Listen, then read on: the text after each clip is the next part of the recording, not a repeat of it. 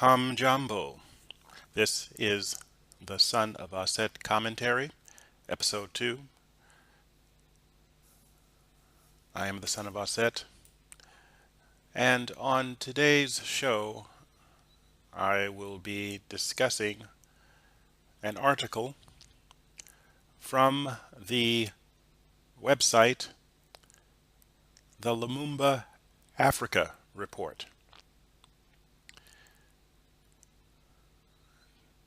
Here is the book, ACBN, African-Centered Biological Nationalism, a primer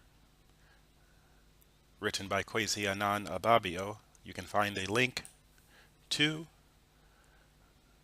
sonofahset.wordpress.com to get more information about this book and options for how to obtain a copy for yourself.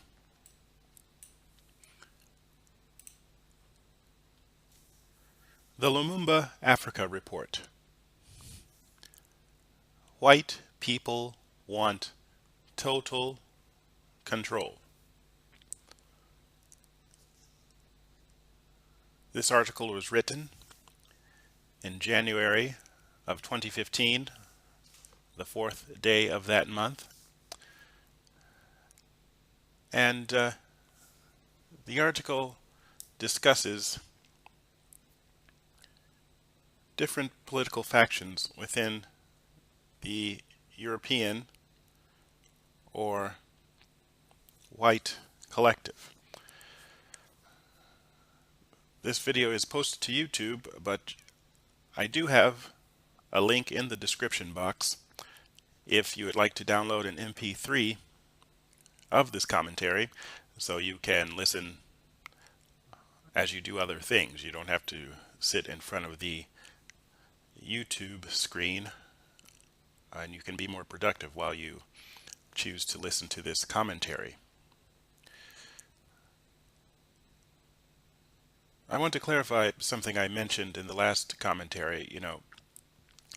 I'm not doing these commentaries for any other reason than to discuss issues that I feel should be discussed concerning African people. I'm not looking for notoriety. I'm not even trying to sell books. The book is really just a resource made available to people who are interested in the topic.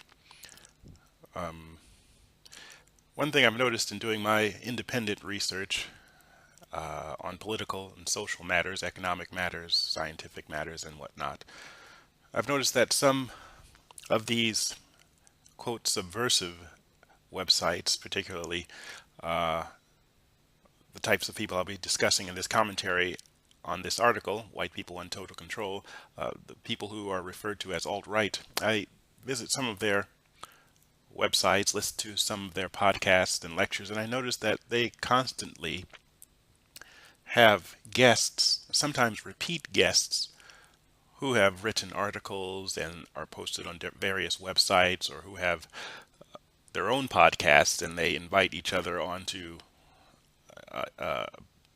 each other's podcasts just to spread the information and to promote each other more widely.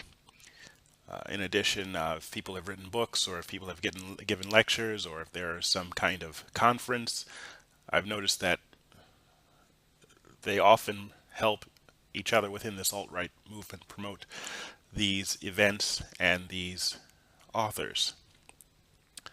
There is obviously some dissension and disagreement, but among so-called African nationalists, I have not seen this to the same degree, especially when someone might have an opinion which is not generally accepted. There are some YouTube channels and websites that do have things such as debates, or invite guests repeatedly, but I kind of feel like a lot of that is more entertainment than information, and it definitely lacks an organizational agenda. So I just want to clarify on why I'm doing these commentaries.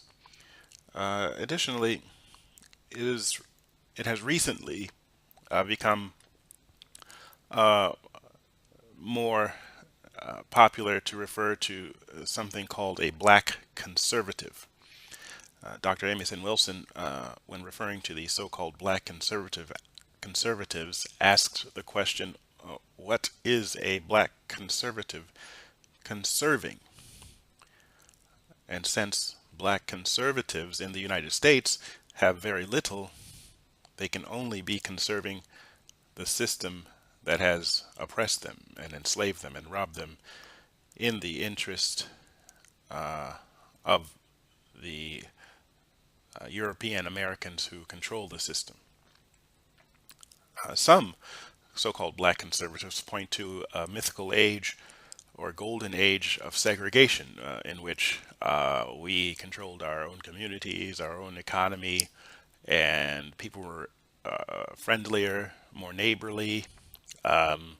You knew people who lived within your community more. There were more social and community functions, higher standards of behavior and etiquette. Well, that might have been true in some cases. Uh, the fact is, even if that were true, at that time we were still nationally oppressed as African people in the United States, even if there was a modicum of economic control, more than we have now. That was destroyed, and black conservatives could not protect that, even though they bemoan what's happened to our, quote, communities now and African people now. That was destroyed because white people want total control. And this is an innate characteristic of the Eurasians who emerged from the caves of the Caucasus areas of Eurasia, moved north and west, and are now living in Europe and their extended colonies, including the United States. In this article, I refer to that, and I point out that this is a characteristic of all whites. Now, making statements like that will be seen as hyperbole, extreme. However, even if it's not a characteristic of, quote, all, end quote, whites, it is a characteristic of enough of them to the degree that if some whites don't exhibit this innate characteristic, it is insignificant with regard to alleviating our international oppression and political malaise. Now, it may seem like some whites do not have this tendency, but it's still manifested in ways, albeit less overtly, but nevertheless destructive. For example, there are whites who love hunting people. And so in order to hunt people, they join the police force. They join militias, militaries. They have private mercenary groups like this group X, which was formerly known as Blackwater, founded by Eric Prince. They have hunting clubs to hunt non-human prey for fun, not for survival. Don't listen to people like Ted Nugent who says, "Oh, I go hunting and I, don't just kill the animal. I use the animal." Do you see Ted Nugent wearing buckskins? No. Okay. They hunt for fun, then put the trophy on their wall in the form of a severed animal head. This is the culture of these people. Okay? And even that act, that might be viewed by some whites as barbaric. Other whites, the quote, liberal whites, don't necessarily put severed animal heads on their wall. They put severed cultural artifacts from various cultures that have been colonized and dominated by the European collective on their wall. So it's the same tendency, it just manifests it differently. So you will listen to those liberals and think they're nice and they're here to help. No. Innate characteristic of all whites. There are whites who seek to employ these people who love hunting, to train them or direct them to enter non-white areas to hunt and kill so their employers can profit from what is stolen and create an entity that they call a business or a corporation. So they'll foment strife, for example, in Rwanda, and they will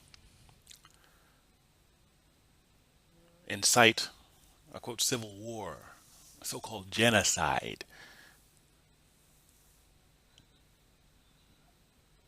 so that then business interests can enter that market and control it and dominate it, direct the political activity.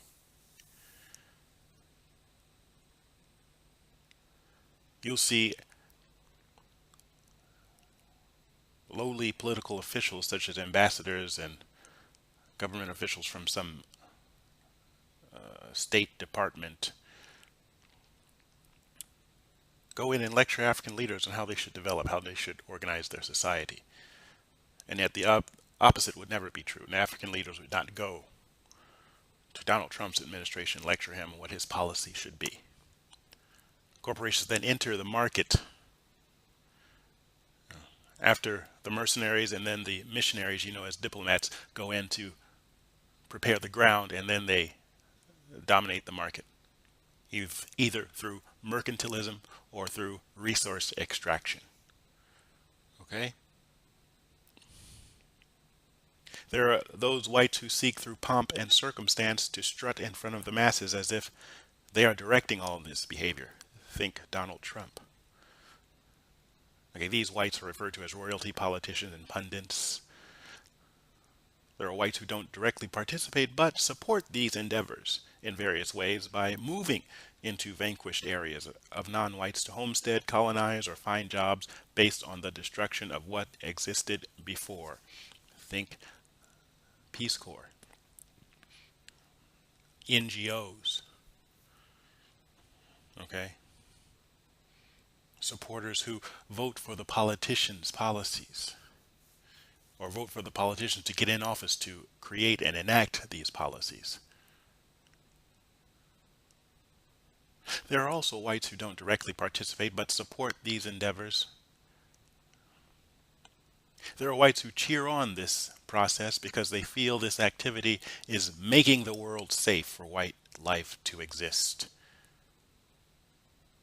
We see this cultural characteristic of whites when we see it expressed in sports fanaticism.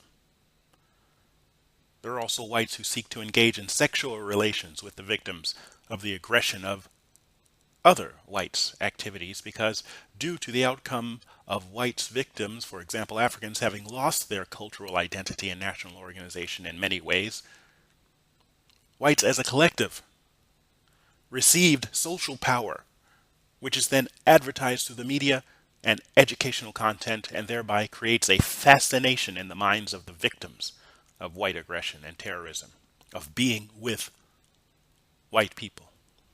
This is then exploited knowingly by whites and referred to as, quote, love, a concept of human relations which is itself European in origin. I'm speaking of romantic love in this case.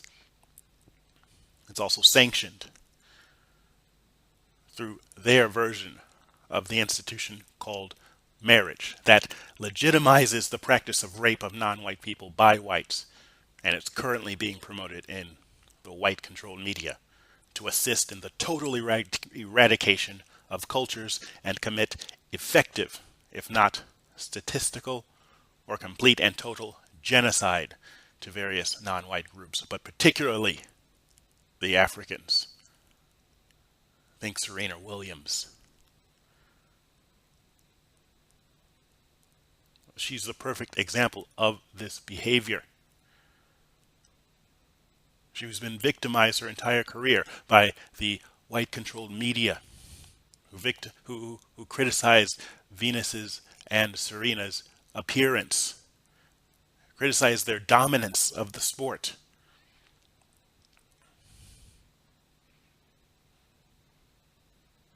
Once this criticism increased, you started to see how Venus and Serena lost their cultural identity from plaiting their hair in cornrows. They started to wear wigs and dye their hair blonde. They started to try to emulate what was advertised through the media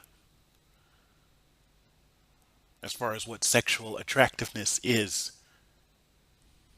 There was no national organization. There was no African man of means and power who could identify the beauty of these African women and regard them as representative of the phenotypic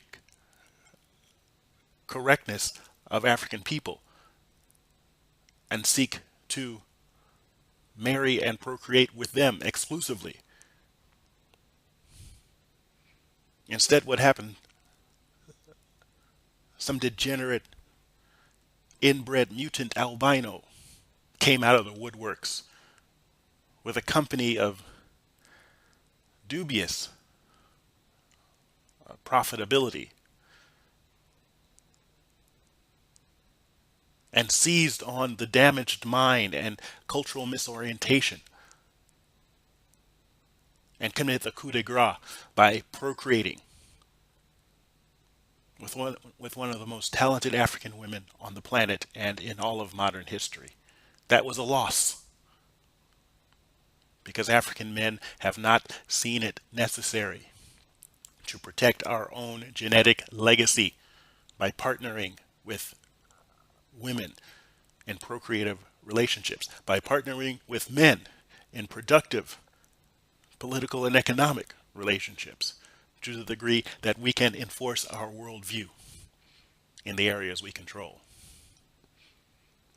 Using this concept of love has convinced people like Venus and Serena that it just can come anywhere, that procreative matter should be decided on feelings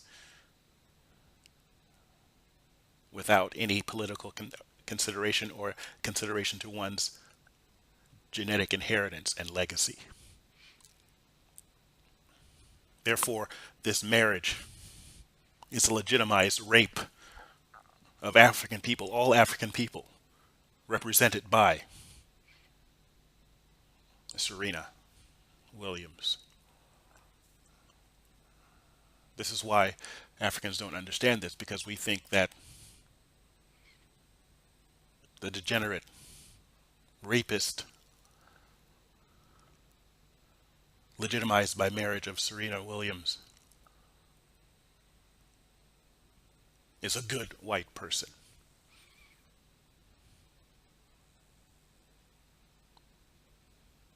The descendants of this gutter sex will not have any allegiance to African people from time immemorial and will only serve as sexual toilets for future lascivious and licentious whites, and some color-struck Negroes too, to become willing accomplices in the further destruction and decimation of Africans.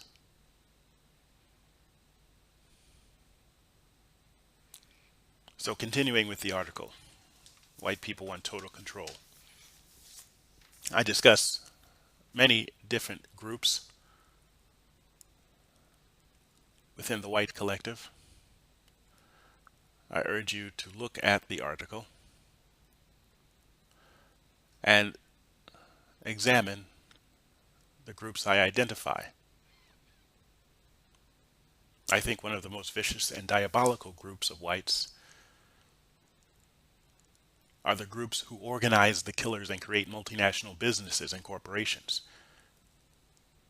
such as the banking and financial class. Now, you'll hear some whites charge that the so-called Jews run the banking system, but I don't distinguish between these so-called Jews and other Europeans. They're one and the same. Each one of their organized tactics has had a similar effect on African people, so there's no distinction to be made.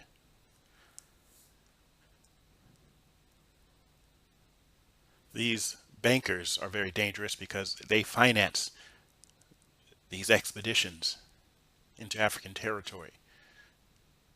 The most dangerous thing they do is create this system of regulatory frameworks, policy implementation, schemes, and procedures, which they refer to as best practices to regulate trade and currency, legal precedents. They create jargon and apparatuses to ensnare Africans into the web of a strictly limited movement and aspirations and activity.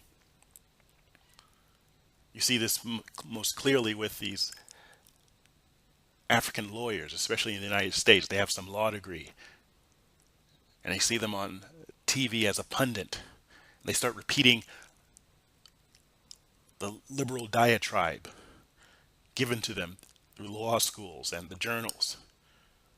They start repeating the legalisms of the colonial system, and they start representing that as the only way to organize legal structures, which confuses African people as to our power of organizing our own legal structures.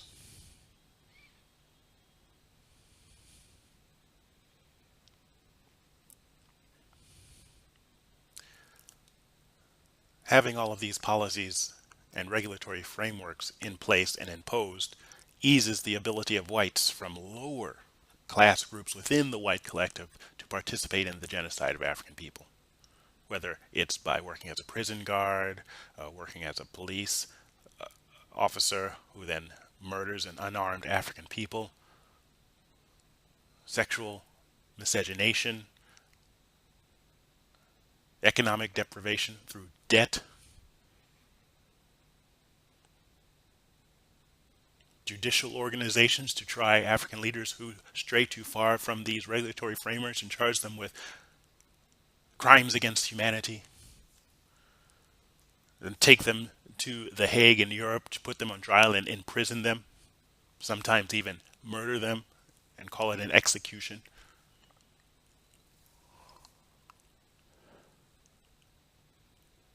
They make deals to establish a network of military bases on the African continent to prevent any independent military or military alliance from emerging, which will jeopardize these multinational corporations and the liberal do-gooders, NGOs, and normal rank-and-file whites to enter African spaces and destroy and wreak havoc and upset the freedom of association among African people.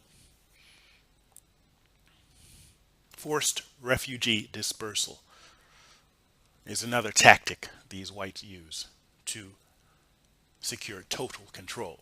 Take people out of Africa. Put them in Canada, United States. If you travel through Africa, you'll see signs saying, oh, want to move to Canada? And they'll have some African woman in a nurse's uniform, trying to act like there's some job awaiting for them in the West and in Australia. If they just give up everything, apply for a visa, and if they're lucky enough, quote unquote, they can be whisked away to Canada to live in a one-bedroom apartment, have an auto loan, some credit cards, and a job working 40, 50 hours a week, and then go to the club on the weekends and go shopping, go to Starbucks with their friends, their fake white friends, if they can find any. They go work as a home health care aide or some such thing, doing menial labor just to get people out of Africa, because a lot of these Europeans have projected a growth in African population. So they want to manage it while still having access to the resources that are contained in Africa. This furthers the process of cultural alienation and genocide.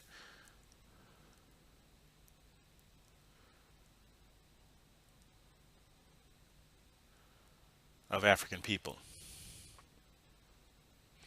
The white leadership wants to create a situation and environment in which there are small African enclaves of Europe and the colonial states, such as the United States, where they can have easy access for sexual activity. And then create a situation where there will be a myriad of genealogies so as to be unrecognizable as a distinct race of Africans, and thereby limiting the ability to organize. They want to create a mass of hybridized servants and sycophants identifying with the European terrorist class as if they were ethereal deities in the flesh. The goal is to create a majority mixed race populace with no sense of cultural organization who worship whites. So this makes it easier for the whites who don't want to live in the exclusive white protected zones to enter and further sexually sully the mass of available mixed race sexual toilets who will be seeking to attain their highest sense of worth defined by having sex with whites. So you see, there's a organized sexual assault on the African genome. There's an organized economic assault on African resources. There's an organized political assault on African leadership. There's an organized legal assault and educational assault on the framework of understanding of Africans' place in the world. It's on all fronts. This is why I,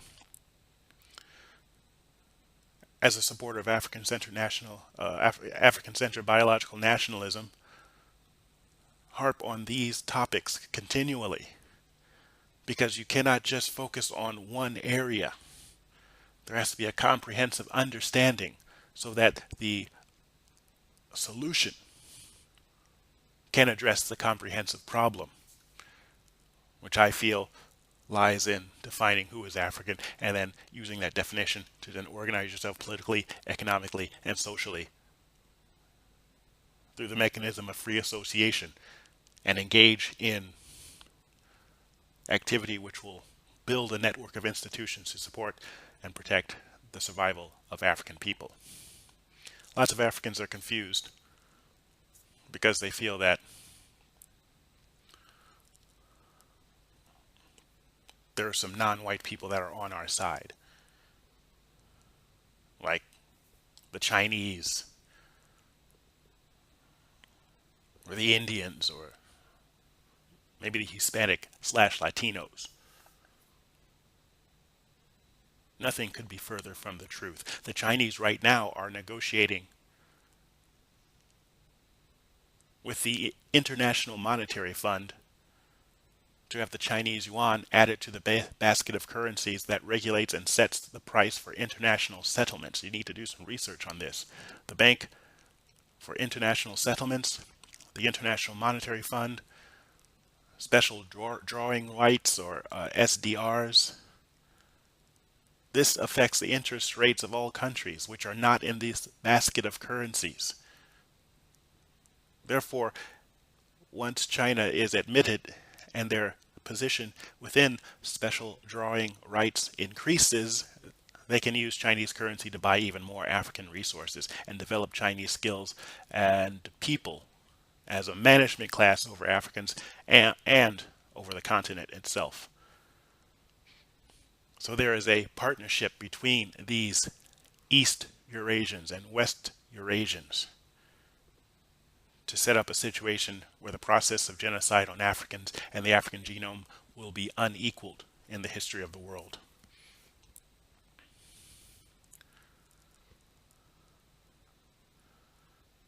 An example of agreements like this can be seen from the G20 meeting. This was in 2014 in Australia, but of course they have the G20 meeting annually. There was just the G7 meeting in Canada recently. We're seeing now this NATO meeting where these European leaders get together, and sometimes European and East Eurasian leaders get together to organize themselves to fight you. You don't see African people at these functions except at a very low level. You don't even see African people coming together on this scale through their own, let's say, A7, African 7 nations of most robust economies. They're A20. Having the African Treaty Organization, ATO, where they come together to discuss defense matters and people contribute nationally to support and fund these organizations of interconnected African institutions that have a mission of supporting the survival of the African genome. We don't see this. We see the so-called African Union, which is the disgrace There's so many non-Africans running around in there causing havoc that it's totally ungovernable. Yet you don't see this when you look at Asian-only organizations like the Shanghai Cooperation Organization or ASEAN, ASEAN organization. Oh, you don't see this with NATO. You don't see this in their legislatures. Yeah, you have a few Negroes here and there, maybe in some of the colonial metropoles like France or the UK, especially in the United States, but they have no power. The Congressional Black Caucus has no power. They do nothing. They can do nothing because they don't have the political control. Their hands are not on the levers of the strategic power of the United States. But you look in Africa, you see Indians, Lebanese, Chinese, Arabs running all through, giving their opinion about what African people should be doing, and then claiming that they're African. And you can see confused Negroes sitting there nodding their head in agreement. Yeah, yeah, you're African because you're from Tunisia. Give me a break. It's disgusting. These agreements that are set up at meetings like the G20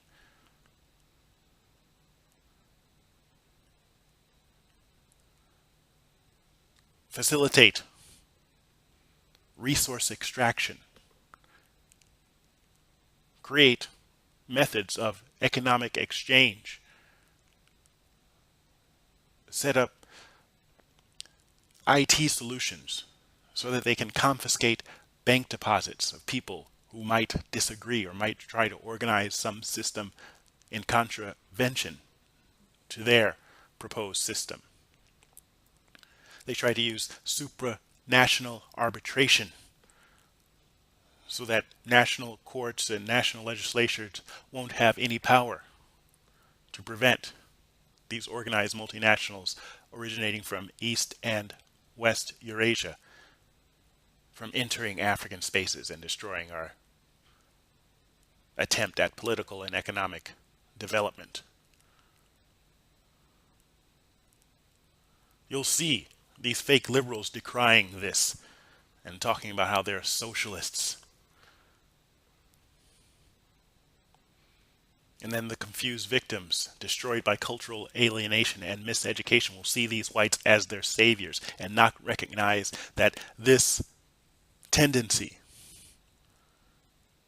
is a cultural imperative which whites have in order to fulfill their asili. Asili is the cultural seed, it's the entity from which all of culture emanates. It's a conceptual approach that was created by Marimba Ani in her book Urugu. The point is, the organized groups of mercenaries and bankers work in conjunction with the outspoken socialists and liberals to confuse African people as to our direction, as to who is African, as to whether it's all whites or not all whites, or if it's just the people who support Donald Trump, and it's not the person who sullied the genetics of Serena Williams. We get confused at that.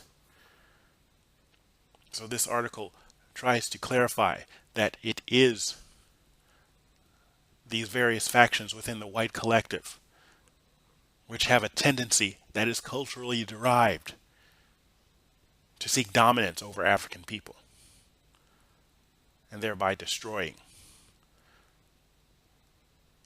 our ability to create and project power in the world for our own interest. I give some solutions. They are individual solutions if one is intent on staying in the colonial metropoles.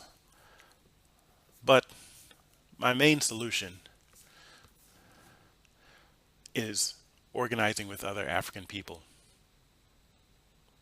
who are clear-minded in their outlook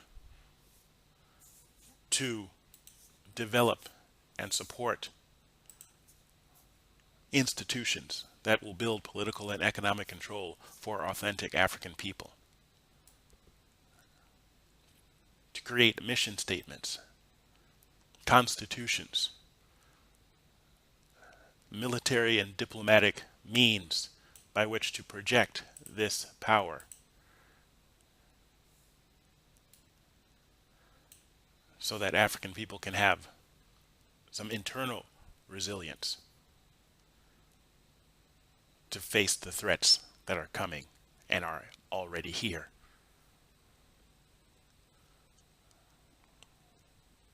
This is the Son of Ahset commentary.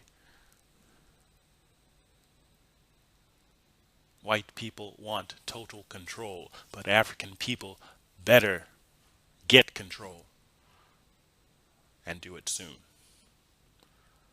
Asante Sana.